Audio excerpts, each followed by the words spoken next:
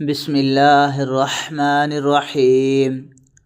جزم سکون، جزم والے حرف کو پہلے والے حرف سے ملا کر پڑھیں گے۔